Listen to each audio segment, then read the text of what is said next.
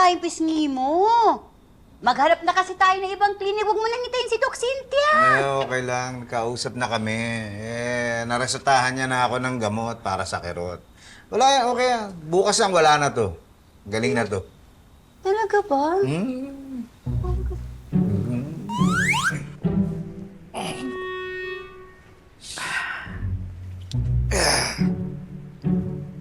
Ito eh.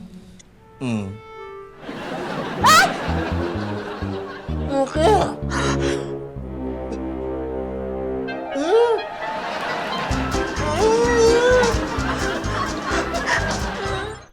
Huwag ka na munang pumasok, ha? Magpa-check up ka na kasi. Ako maghahanap nung maayos na dental clinic. Pwede. Makakakaroon yung nagkakayanan ngayon. Kakamay ko kumakanggil. Ha? Parang bill yung sinasabi ni tatay. Naku, Bill. Pinong problema mo yung Bill? Ang dami mong pera? Hindi, Gil. Gil. Bill? Gil. Gil. Gil. Deal! Deal! Kay Mr. Serrano? Gil mo ba yung kailangan? Uunahin mo pa talaga yon? Naku, Fitz, takot lang yung magpabunot. Kilala kita, Fitz. Nung bata pa tayo, ganyan ka na. Uy, hindi ako kakaka. At ako magkailangan, hindi kay Kama, hanggang hindi ako nakakaka. I-type mo na nga lang. Type mo na lang. Ay, ma'am, may naisip po ako para hindi mahirapan si Sir. Hmm? Ano? Kuha lang naman ng tali. Tapos kabit natin sa pinto? Ay, ang galing mo. Doon na nga lang kayo dalawa, pasasakitin niyo pa yung ulo ni Sir Lalo. Dito na, dito na. Ano ka ngayon? Ganyan. Hindi ako eh. Ay, ano? Hello, Tito. Hello po. Andito, aba? Hindi na busy sa school? Busy pa din po. Kasi minute ko po kasi si Kuya Roxy. Kinuha po kasi namin siyang consultant para sa isang project namin. Kaya naisipan ko dumaan dito. Tay, ano po yan? Ka? Wow, wala ka. Yung wisdom tooth nito, nagka-impeksyon, namamaga, ayan, hirap magsalita. Ay, nako. Naku, pabunot niyo na po yan, Tay. Oo nga po, Tito. Balita ko sa ganyan, pag mas tumatagal, mas lumalala eh. Kaya, Hindi, wala ako. Wala ako. ay, teka lang, paano pala yan? Di ba kukunin mong guest speaker si Tito sa ano nyo dapat, program nyo? Guest speaker? Bakit? May project po kasi kami para sa isang subject namin. Kailangan po namin buong unang symposium. Kaya naisip po namin na si Tatay yung kunin na guest speaker.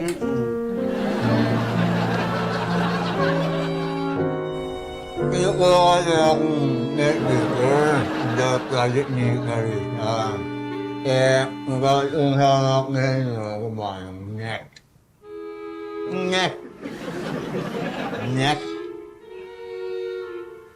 Sir, sorry po. Hindi po namin maintindihan. Kaya.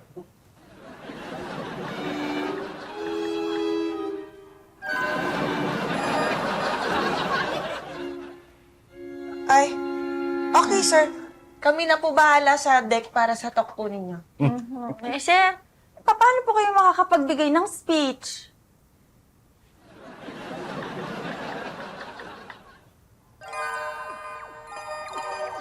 Kaso, sir, may isa pa po tayong problema. Papunta na po si Mr. Serrano. Kailangan niya daw kayo makausap kasi may mahalaga kayong pag-uusapan bago niyo pirmahan yung kontrata.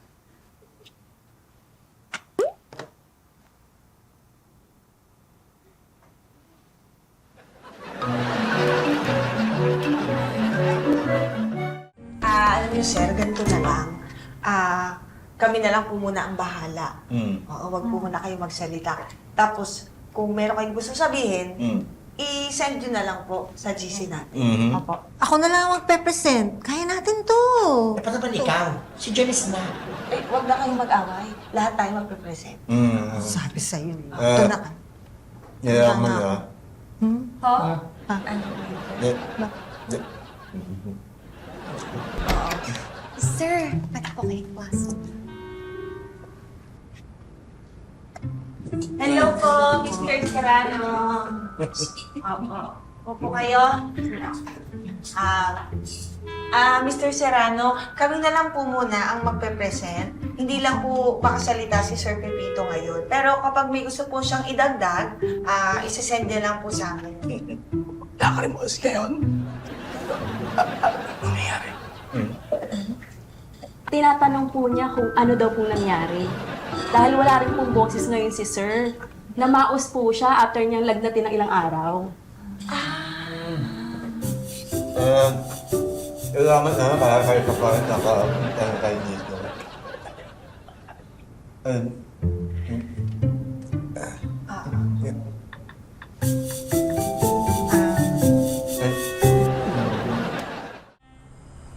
Sabi po ni Sir, masayang-masaya daw po siya sa present niyo. Excited na po siya makatrabaho kayo.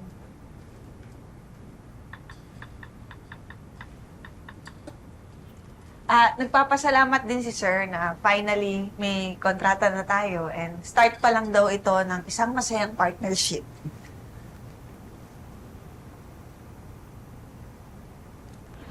Bye-bye! Ingat po! Pitch, tapos yung meeting niya? Oo, kakatapos lang. Ba't ka nandito? Hindi, sasamahan ko sa clinic. Magpapabunot daw eh. O, tara.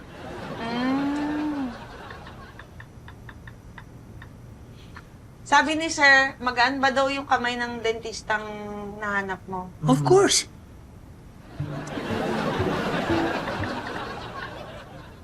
Sabi ni Sir, bakit daw po kayang sumasagot? Ako lang naman nag-introduce ng dentista niyo kay Patrick. Hindi, be. Tinulungan ako ni Tommy. Kilala doon ng mga sikat yun. Hindi mo ba nabalitaan yung pangalan nun? Dr. Ralph de las Alas. Talagang popular yung dentista na yan. He is the dentist of the stars. He gives a lot of celebrities their smiles. Parang ayaw na daw ni Sir. What? Why? Wala kang tiwala kay Dr. Ralph? Ay, teka sir, huwag na po kayo mag-type. Alam ko na po sasabihin mo. Ano? Kay Dr. Ralph, may tiwala po siya. Pero sa inyo daw, wala.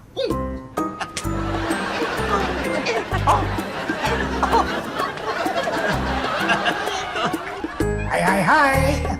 Si Pipito Maniloto, we have an appointment, ha? Upo na lang kami. Okay, tawagin mo si Doc. Have a seat, have a seat. Buti naman pumayag ka, Pitch. Actually, ako hindi naman ako magbubudot sa iyo eh. Si Dr. RFD. Hindi mo siya nakilala pero he's very nice, very kind, saka madaling kausapin. Oh, hi Doc. Hi Doc. Hello. Have a seat, have a seat, have a seat. Mr. Manaloto, Yes, Pipito Maniloto and Patrick. I've been wanting to meet you for a long time. Buti na lang at tinulungan ako nitong si Toming makilala ka. Doc, ang ganda ng clinic niyo. Maraming salamat. We take part in this clinic.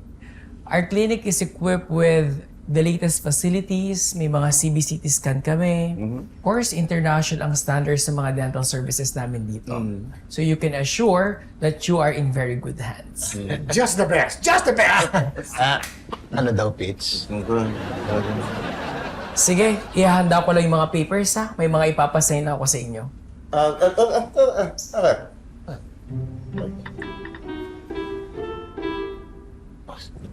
Doc, ano daw yung ipapasay niyo? Oh, hindi ba nasabi ni Tommy sa'yo? Kinukuha ko si Pepito na maging ambassador ng kliniko. Yeah, I told you that. Diba? I told you that. Doc. Pwede na namin gawin siya kagad. Can you see him? Just check him really quickly. Of course, let's go. Masakit ang ngipin niya eh. Sa operatory rin tayo. Let's go. Sige.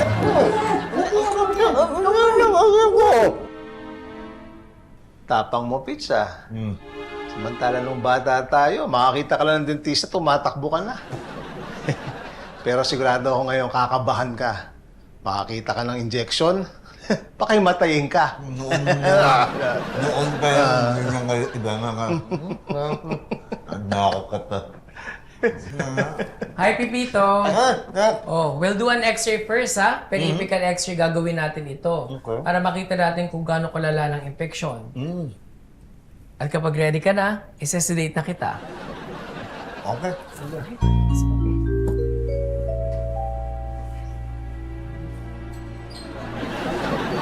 Patrick!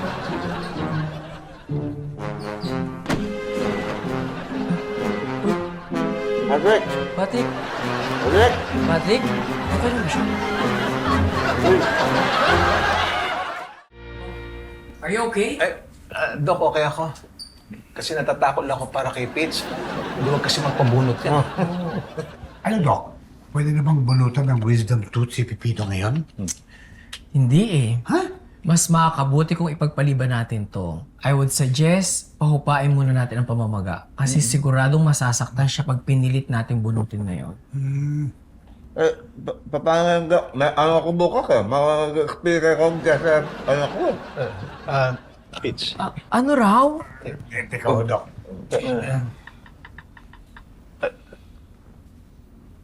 Dok, kasi magsasalita daw siya sa eskwela ng anak niya eh. Oh, okay. Okay, don't worry. I'll prescribe medications for swelling and pain relief. Alam ko may tinitake ka ng gamot, pero itataas ko ang dosage noon para kahit papaano bukas humupa ng pamamaga. Salamat, Dok. Okay. By the way, I'm sorry to ask this. Okay na ba tayo on the rate that we proposed? Dok, anong rate?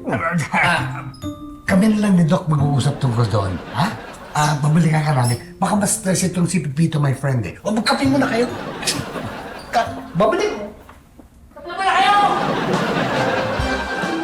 Ay, sir, buti, medyo konti na lang yung maganang pisngi nyo. Oo nga tayo, buti na lang nagpa-check up ka na. Tsaka effective din yung gamot na binigay ni Doc Ralph. Ay, baby, baka pwede sa atin yung gamot ni Sir? Eh, bakit naman natin iinimin yung gamot ni sir? Para mawala yung maganang pisngi natin. Ay, tama na. Pero alam mo, medyo halata pa yung maga, ha? Kaya ba? Sigurado ka ba? Okay na sa'yo magsalita ron sa eskwelahan? Kaya ko yan. At saka nagpagawa na ako ng deck kay Danik.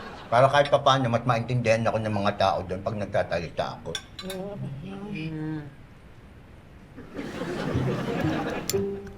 Anong gawa mo? Masakit pag tinasangaan. Pitoy! Pitoy! Oh, asawa mo. Eh, sir, wala pa nga rin po. Kanina ko pa po tinatawagan. Pinasa kanya yung gamot ko eh. Kailangan ko uminom ng gamot bago mag-alas 4. At ngayon, makakasama natin ang isa sa mga kilalang tao pagdating sa pagnenegosyo. Let's welcome our guest speaker, Pepito Manaloto!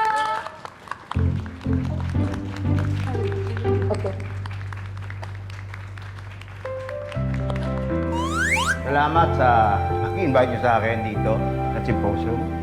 Napakaganda na topic na gusto niyo pag-usapan. Halos lahat kasi ng mga tao ngayon gumagamit na ng social media, online shopping apps at digital platforms, lalo na dito sa Pilipinas. Aray. Umaaray mga negosyante na hindi maka-adapt sa pagbabago. Pero hindi ibig sabihin nito, kailangan ng kalimutan yung traditional na paraan dahil who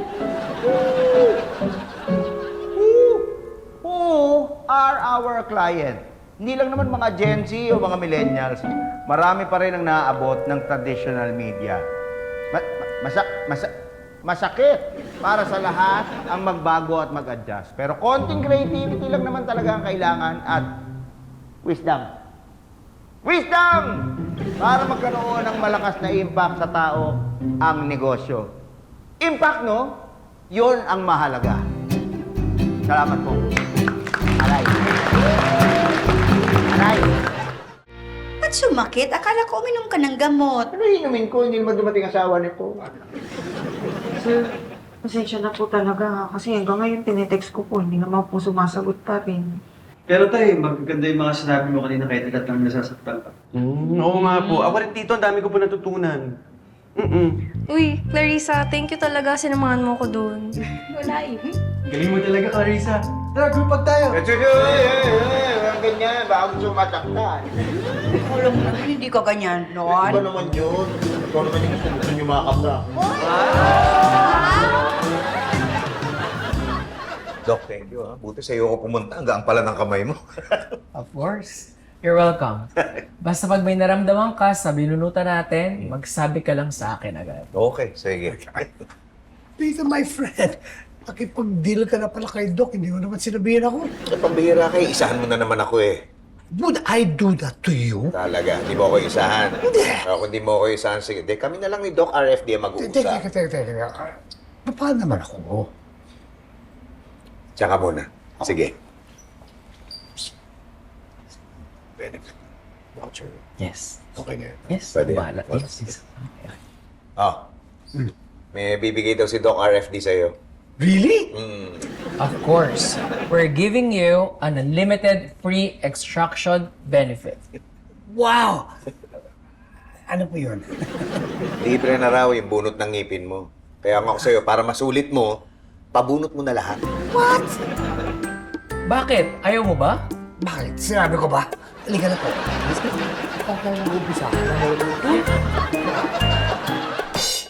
Ang latang maingay, alam mong walang laman.